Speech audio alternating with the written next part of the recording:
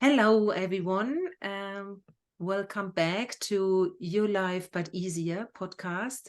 Today I have with me Omar Ben Moussa, and I will not really introduce him. He can do that himself.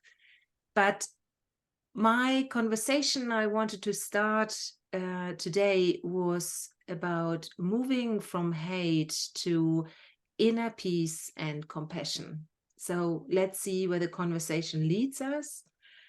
And I'm handing over to Omar. Omar, lovely to have you here. Thank you so much for joining me. Would you maybe first of all introduce yourself, whatever you want to share, who you are, where you live maybe, or whatever comes to you? Sure. Well, first of all, I want to thank you, Paula, for inviting me to your podcast. And so yeah, my name is Omar Ben Moussa. I'm 29 years old. I'm getting older, you could see. You're turning Um, 30 this year or Next year. next year? Uh-huh. Next year, I'll be 30. But yeah, I'm from Casablanca, Morocco. Originally, I've studied in the UK since 2013 to 2019. At the beginning, I was doing a foundation degree in business and law, and then I changed to psychology, and I studied psychology for 3 years. And in the first year of me studying psychology, I came across the three principles understanding.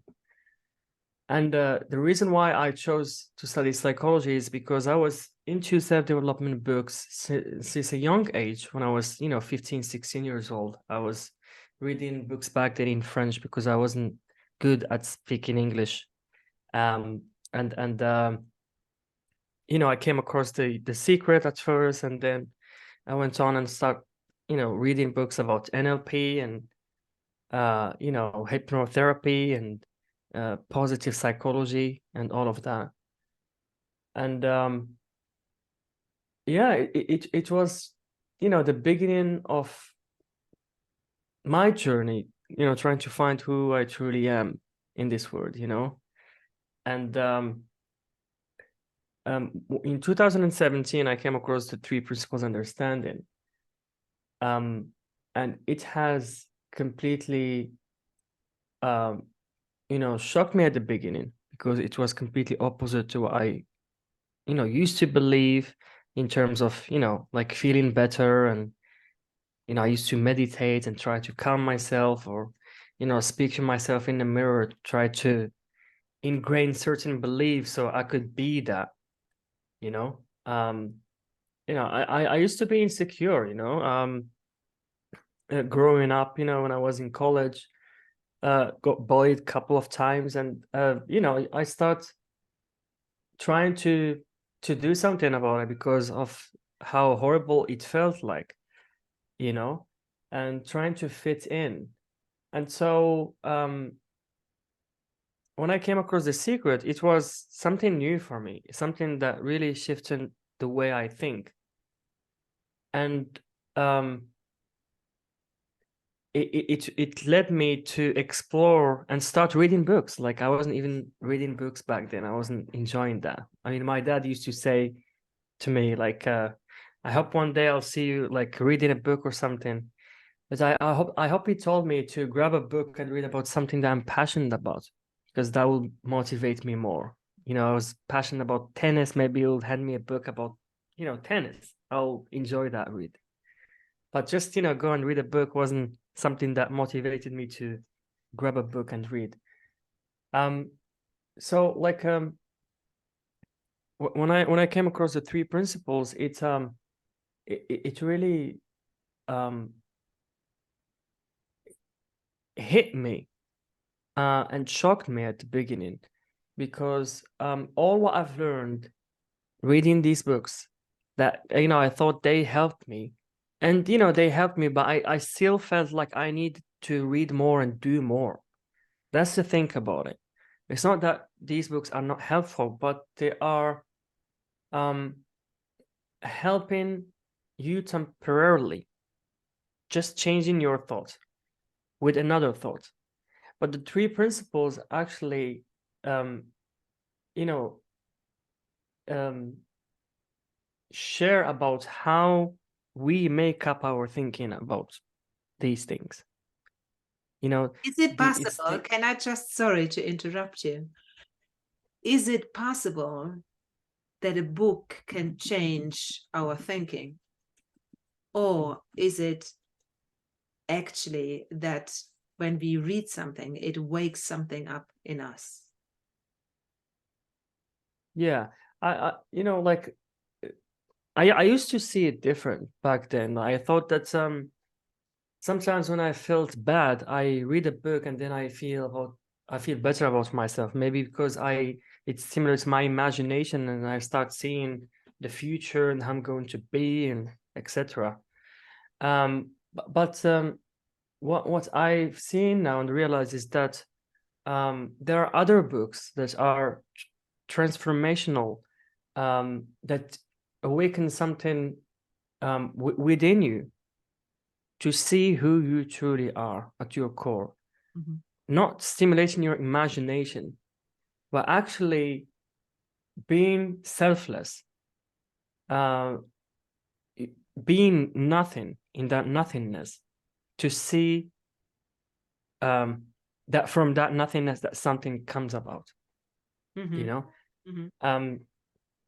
I mean, like it's still funny to me to hear myself saying this, because you know, back then I was completely saying different things about, like, if you want to change your life, you have to, you know, like, say to yourself, I love you in the mirror, and you know, imagine yourself having a big mansion in front of the sea, or have this, you know, Yeah. I don't know, nice car, etc. But when I came across this understanding, it really woke me up to see that my feelings are not coming from those things that I thought are coming from, that I was making up these things. I was doing that.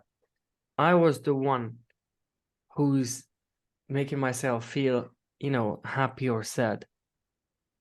I had something to do with it. Whereas in the past, to me, it was like I had nothing to do with this. I need to work on it. It's like a muscle that I need to build. Now, I could see that this is not how it works, and this is actually the you know, contemporary psychology. You know, in today's society, this is what psychology is about. Thinking that you need to follow certain guidelines and steps and do certain things, and need time Mm-hmm. to feel good. Whereas in, you know, the three principles, which is, you know, the future of psychology, to me, it's not working this way. You can have an insight at any given moment when you have the courage to look within. Mm. You know, the courage to, you know, to quieten your mind, be in the now. In the now, not today, this month, this date. No, it has nothing to do with our preconceived ideas about time and everything. Like Sydney It's, Banks likes to say, happiness is one thought away. yeah, Mm-hmm. in this moment where it's not contaminated Mm-hmm. by the past or what we think about the future. It's a moment where it's not, where we have no idea about, Mm-hmm. you know, we're just there. That's you know, just being that. This is what being in the moment is, because I see a lot of people still mistaken about, like, being in the moment, being in the moment. Okay, I'm here, I'm sitting, I'm drinking coffee. But you know, Cindy Banks, you know, the guy who covered the three principles of understanding, he used to say, uh, you know, like, when he has a cup of coffee or a cup of tea, he used to always say, "This is the best cup of tea I've ever had," Mm-hmm. Exactly. and he means it. He means it. Like, he's not making this up. Like, he's absolutely there, you know, feeling every sip and enjoying whatever he's enjoying, maybe a company or a view. And so this is where true well-being is. This is a place where there is no hate. This is a place where there is no jealousy, no ego. This is a place of pure love, pure understanding, and quietness. It's a place where you hear how wise you already are. You could hear that. Not what you think you are, but the wisdom that is innate in each and every one of us, connected to unlimited potential. A limited potential and a limited amount of insights that we could, see in a moment of hardship, especially when we feel bad, sad, or angry, or any emotion that is hurting us. Like we see that this is not ours to keep engaging with, that it doesn't mean anything about us, our true identity, that it has no say or whatsoever in what we could do,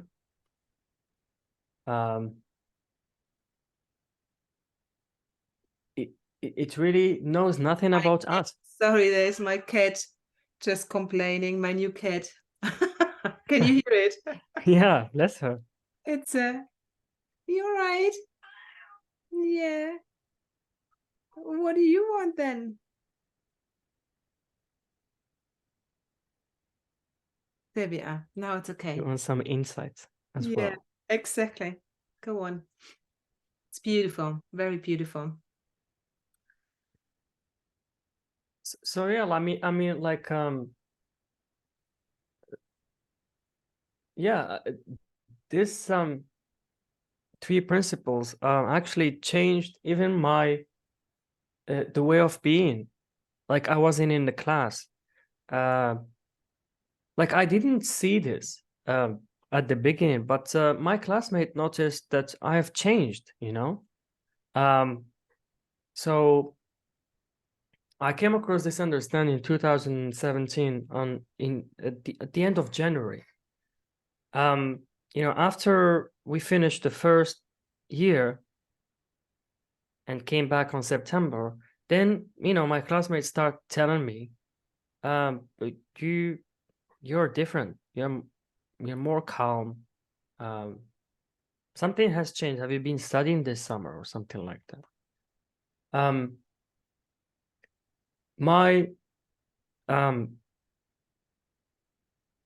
thoughts about trying to deal with my insecurities, etc., disappeared. I stopped trying to deal with those. I really saw that I was actually trying to fix something that doesn't need fixing in the first place. Like I just saw that I am not broken, and nobody is broken actually. So the thing is, when I saw this, like I was just sharing it with everybody I know. I was just sharing it, and I was actually surprised that people doesn't, like get what I'm talking about. And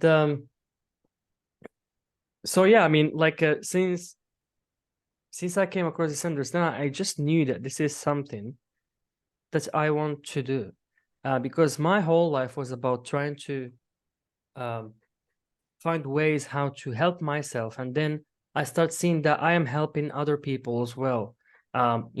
Even before doing a psychology, taking psychology classes, like I I was, having sessions with people, like doing NLP and trying to coach them with what I know. Mm-hmm. Mm-hmm. So I had this, and this is the first thing that drove me to study psychology, so I could come up with my own thing to help people. That's my first idea. Little did I know that I would come across something, like the best thing that any human being could come across. So you were saying, I mean, just for people who never really heard about the three principle understanding, and then you say, you're saying there's nothing wrong with me, but I feel like, I don't know, I don't like myself, and I don't know, like there is just, stuff which I'm not happy with, So you said there's nothing wrong with me. There's nothing for me. I have to do. I don't have to look at that anymore. Can you just explain that a little bit more in detail for people, because I think there are people out there who never heard about it, who just think, what is he really talking about? I mean, we talk about that the whole time in my podcasts, but there are always people who haven't heard about it. Yeah. I mean, like,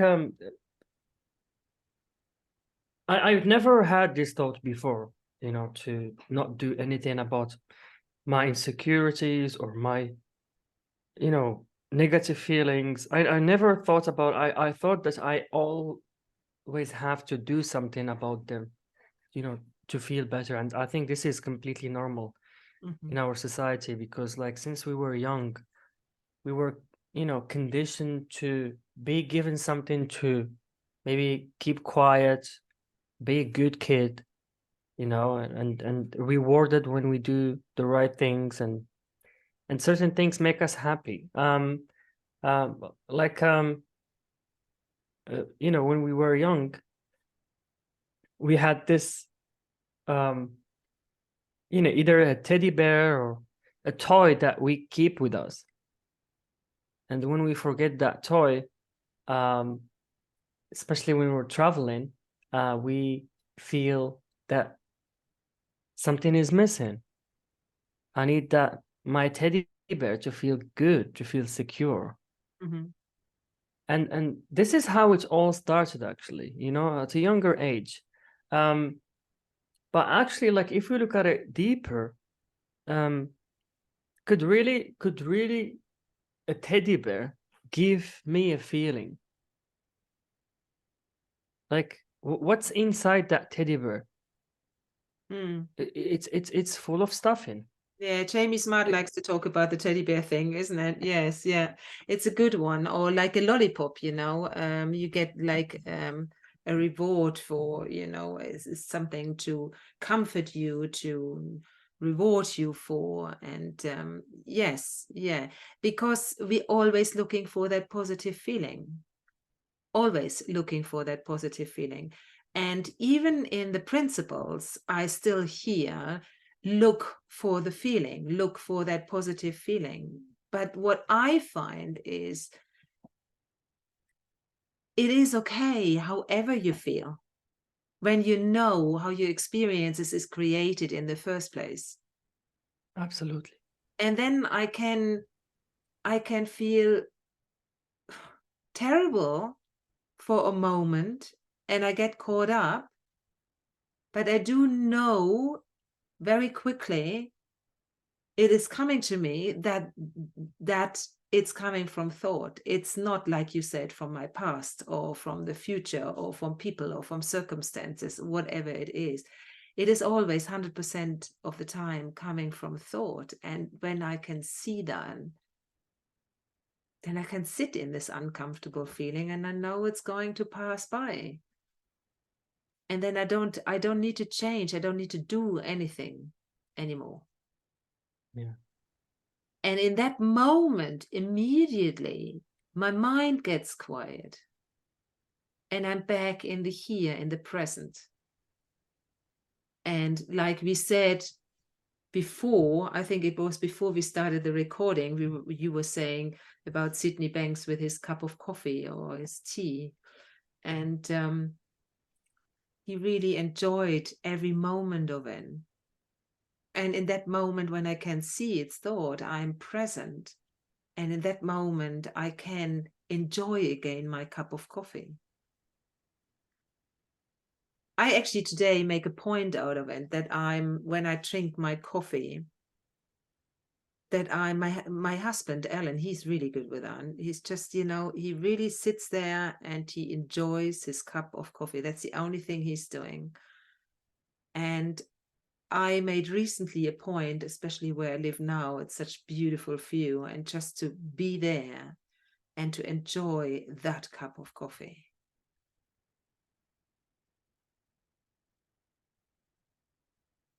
And it's incredible when you are present, what new thought is starting to rise. The answers which come to you that you don't have to search for, they're coming, they just appear, or the next step appears when you're uncertain, what is my next step, if it's in business and in private, whatever, what is my next step? And then suddenly, oh yeah, that's a good idea. Oh yeah, never thought about that. Where did it come from? I don't know. It just arose.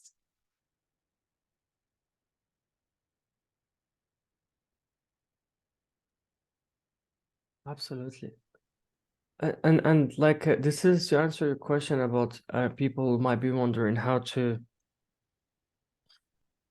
how I've seen that I don't need to do anything about my insecurities and my feelings.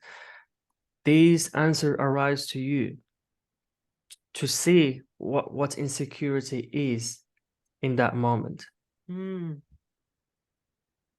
see like that feeling you're experiencing is not really telling you about what you think it's telling you about.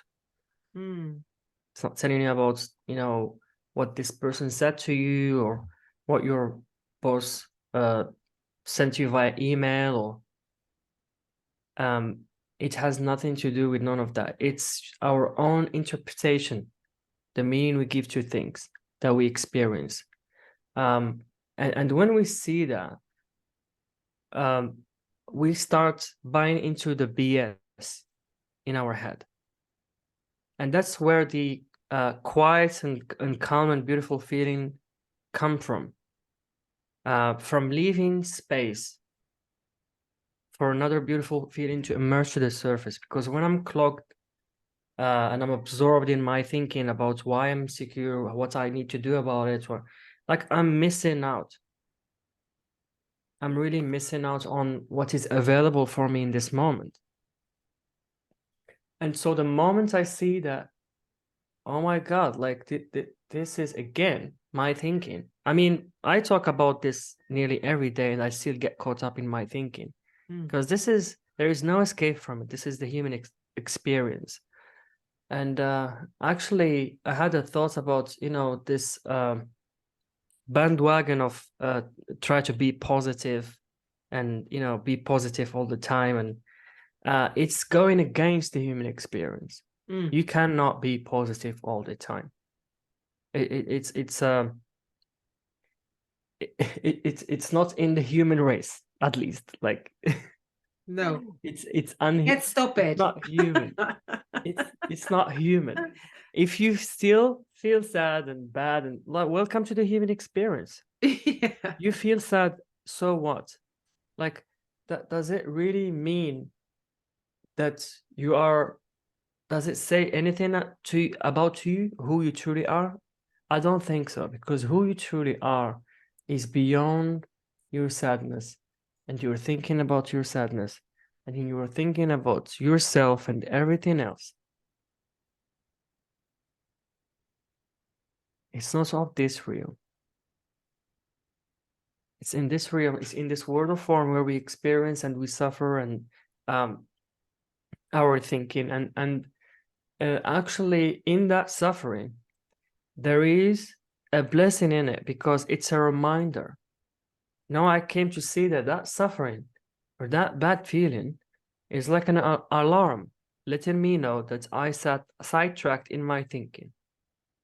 So don't worry about it, Omar. We're taking care of it. It's being taken care of all the time. But you know, it's scary sometimes for people who never heard about this to trust that. What do you mean I don't need to do anything? Well, I need to do something. I know, but just experiment for yourself to not do anything about your fear or that horrible feeling you're experiencing that is maybe, or a thought that is haunting you. Just don't engage with it and see what happens. I find that even with people in the principles, they come to the principles and then it's not enough. I need to do something, you know, this thrive of I need to do something, and there must be something else, and that cannot be it. And then they're going to something else and to something else, where I find the exploration of my inner wisdom, of finding peace, and my knowledge and discovery about the principles is endless.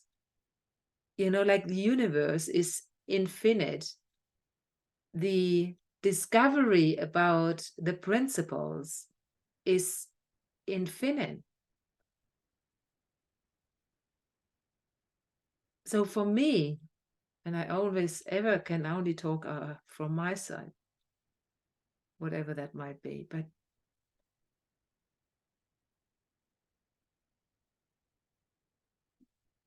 it's just, I don't need to find anything else, because there's still so much to discover in that. And that side of being and having a quiet mind and new thought arising and the wisdom arising, who knows where the journey goes to. It's just I always come to that word beautiful. It's beautiful, it's incredible, it's yeah, it's speechless, it's actually wordless. It's humbling. Humbling, thank you. God, you see, your English. Humbling, that's a very good word. I like it. Yeah. Yeah, it's humbling. Yeah, that's a good word. When we get caught up and then we see through that you know, thought that we've been caught on. It's really humbling to me, you know, at least, because it reminds me that like I'm not in charge here. Yeah, exactly. Like, because like when I'm in charge, I'm in my ego. Yes. I'm trying to control everything in my life, including my thinking and the way I feel. And trust me, I tried this for a long time. And it really didn't work, because I was all the time trying to see why I cannot control my thinking. Maybe I need to read another book. Maybe I need to do something else. There's always something to do and to read. It's endless. You know, this understanding really makes you see that it's really so simple. It's so simple that we miss it. Because we try always to understand something with our intellect. And this is not a matter of intellect. It's a matter of the infinite. It's a matter of the ultimate truth that you already are, that is already within you. And I'm not talking about within your body. It's within your soul. It's spiritual. It's something that you will see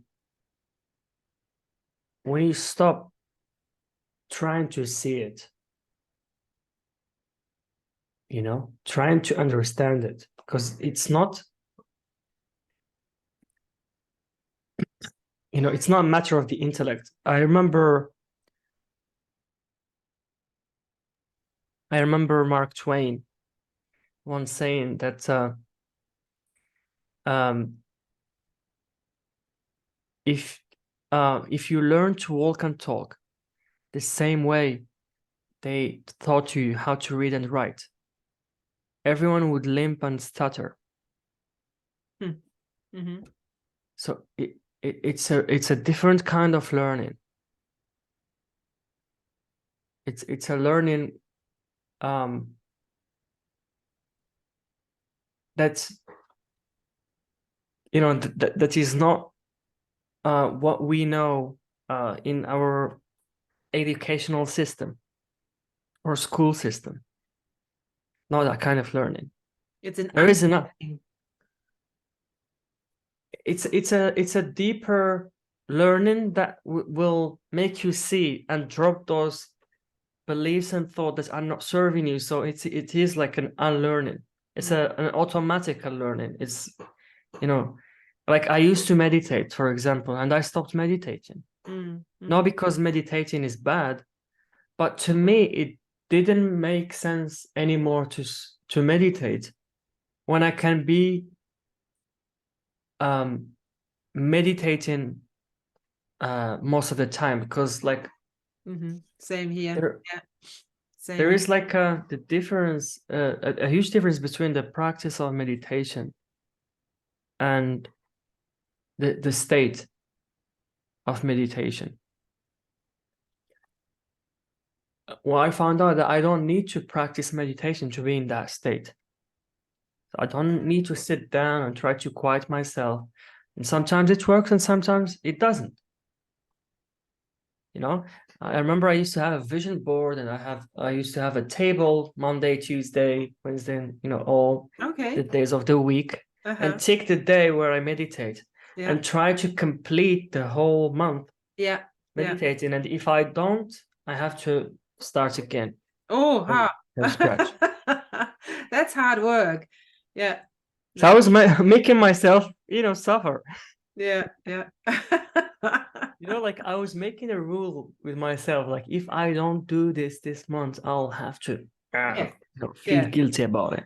Exactly. So how many of us have rules with ourselves that we don't need to?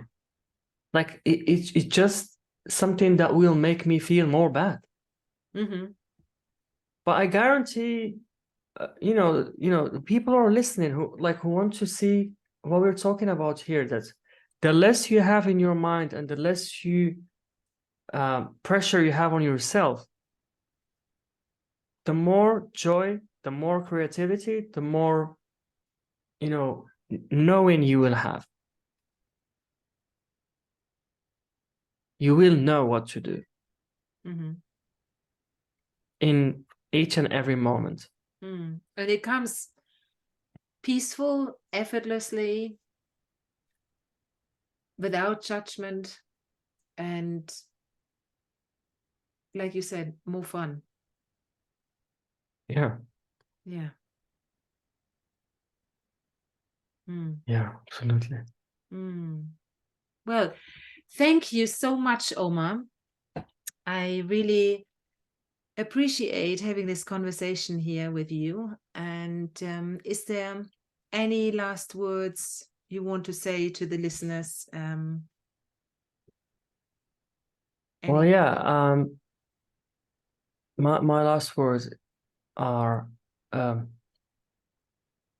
be kind to yourself. You know, be kind to yourself in a way that, you know, you don't judge yourself about what you did.